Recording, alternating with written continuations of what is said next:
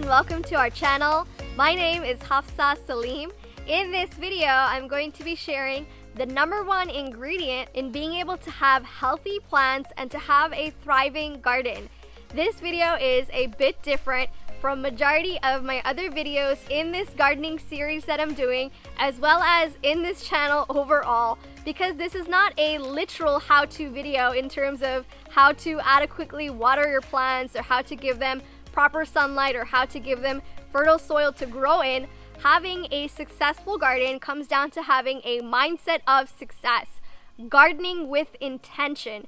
And gardening with intention has several layers to it. If you've ever met someone who has a green thumb, for example, they typically have the ability to grow practically anything, and they usually have a large, healthy, vibrant garden. They're awesome at growing flowers, vegetables, herbs. What you may not see when you see someone who has a green thumb working on their garden is while they are working on their garden, whether they're watering it or simply tending to it, they are doing it with joy. They are doing it with love and compassion. If you look hard enough, you will see this over time with people that truly enjoy gardening. And when someone really enjoys gardening, of course, they're going to have awesome results in growing whatever they are, versus people who say that maybe, hey, I don't know what I'm doing wrong. I don't know why my plants are not growing. I don't know why my plants are dying. I don't know what to do to keep my plants going. Even if both individuals in this situation are doing the same thing in terms of giving the right amount of water, making sure they have the right amount of sun, making sure they have right soil to grow in, even if these three things are taken out of the equation, the only thing that's left is what each person is actually thinking and what they are feeling as they are caring for their plants. And I will show you a perfect example. Take a look at the screen here. There are 3 roses on the screen. You'll notice that these 3 roses look very different from one another. I brought back these 3 roses from a friend's wedding we went to, and these 3 roses I picked came from the same bouquet. They all looked exactly the same at that time, and when I brought them back, I placed them into the same glass vase. They were in the same water for several days, and I placed these 3 roses on our center table where we typically have most of our meals. After a few days, I noticed that there was a distinct difference, and I had to say to myself, what happened here? Because for me personally, I am usually very good at making plants last a lot longer, especially flowers. I'm able to have them last a week or 2 longer than normal simply by caring for them a certain way. And when I saw this, I realized the mistake that I made, and in that mistake I realized that this is also a great example of what I mean by gardening with intention. What happened was every time we sat down at that table, we were facing the one rose in this picture that looks the healthiest, that looks the most colorful, the most vibrant. The second one looks like it's starting to decay. That one was simply on the side. It was not in direct sight. And the third one was completely on the opposite side. And because of that, it simply did not receive any love, any attention, any admiration from us, simply because we did not project it toward that flower. Whether it was intentional or unintentional, it doesn't matter. It still happened. And because the one rose that was right in front of us, every time we sat down to look at it, we looked at it with admiration. Even if it was only a simple 15-20 minute meal we were sitting down for, every time we were there, we were projecting that energy toward that flower. Now you may be thinking, well, I'm not sure if this is enough of an example to prove that this is real. There are many examples. In fact, this has been proven in science, especially over the last decade, with thousands of different examples, especially with plants, that when people project their energy, their thoughts, their emotions toward their plants, it actually has a significant difference and makes a change in how that plant continues to grow, or if it starts to decay from a lack of attention or emotions that maybe are not optimistic. So how to actually be able to use what I'm saying in you being able to have healthier plants and a much more thriving garden is every time you are planting a seed. Every time you are transplanting a new plant, maybe you brought home, or maybe you started from seed in a tray and you're moving it into a larger garden outside, is plant that seed with the thought of intention that seed is going to grow into a healthy and large plant. It's going to last a very long time.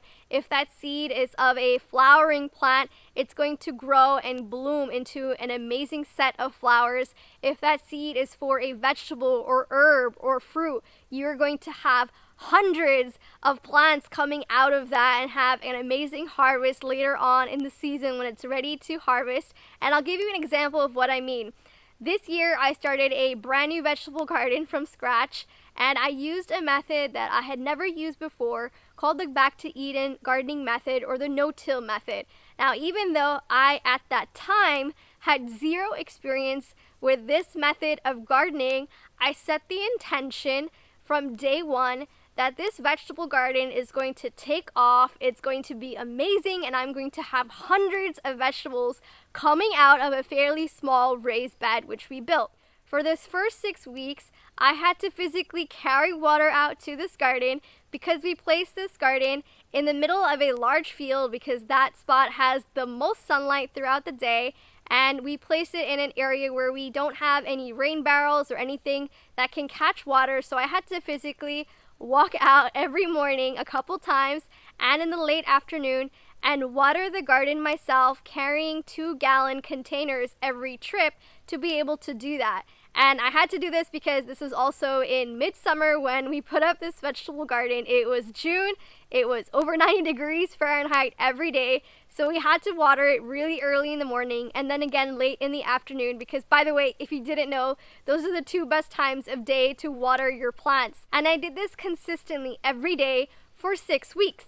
Now, some people, if they've never built a garden before, they might find that this is a bit tedious and they might be thinking, oh, I have to water this garden, versus thinking I get to water this garden because it's going to take off after 6 weeks and it's going to grow so big I'm not even going to be able to control it. And that's exactly what happened for me, because every time I went out to the garden, I said to myself, this garden is going to grow so amazingly, it's going to go so awesome because I'm putting in all this work and taking care of it. And every time I walked by the garden, I was unintentionally projecting love towards it, because as a habit, if you do care for your plants, you will be doing this whether you're aware of it or not.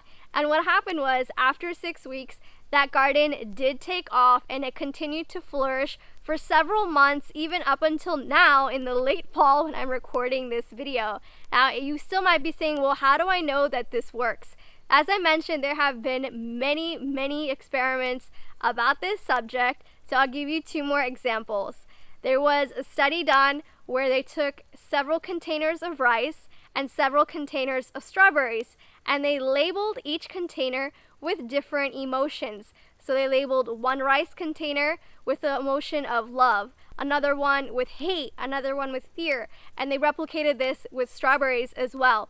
And every day, someone would simply stand in front of each container and they would think and they would feel the emotion that container was labeled with.